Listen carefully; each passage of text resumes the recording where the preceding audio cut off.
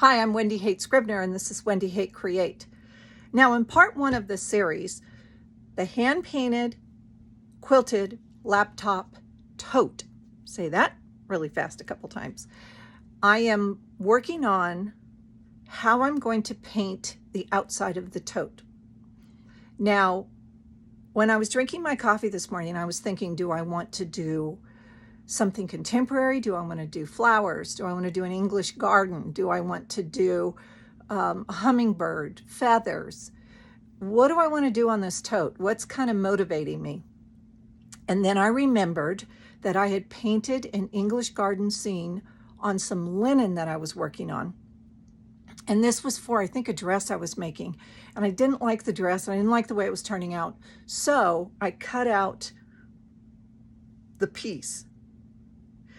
And I went and found it today, and when I laid it down on the tote, I thought, bingo, that's what I'm going to do. I'm going to take what I've already hand painted, I'm going to add to it, and then I'm going to make this tote. So hang on just a second, and I'll adjust this so you can see what I'm working on. Here is the English garden that I painted, and this is done on linen. And what's interesting is it was cut on the bias, which makes these raw edges really interesting. And I think what I'm going to do is lay this on the tote, and this is the bottom of the tote, and then I'll cut this edge off and move that around to the back side and use that on the back side. Not quite sure how I'm going to do it, but that's my overall concept. Now, this is kind of wimpy, so this needs to be hand painted and washed with color. Now the question is, what color do I use? Do I pick up this dark green in here? Do I pick up the olive? There's a lot of black in this. Do I do a gray wash behind here? So what I'm going to do is take this fabric and I'm going to wash it with color and set it up behind here to see what is going to work the best. And then if this is like this on the back side, I might put a pocket right here. I don't know. I'm still thinking about what I'm going to do. As I said, things change when I work on things. So now I'm going to go through the color process, what I'm going to put on the back of this, and then I will fast forward it so we can go through it very quickly.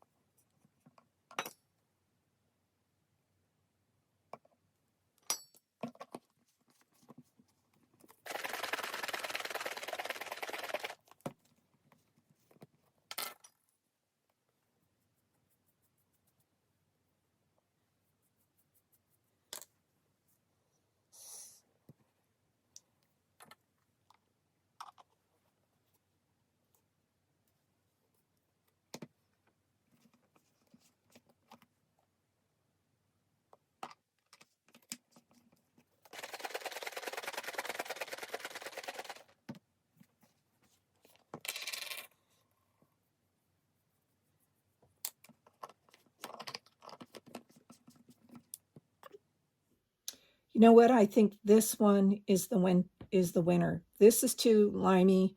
This is too grayed down. And this, I put a little more yellow in this, and I think this is going to be the winner. So go to part 3, and I'll show you how I'm going to wash this, and I'll actually paint the handles of the fabric to match. So I'll see you over in part 3.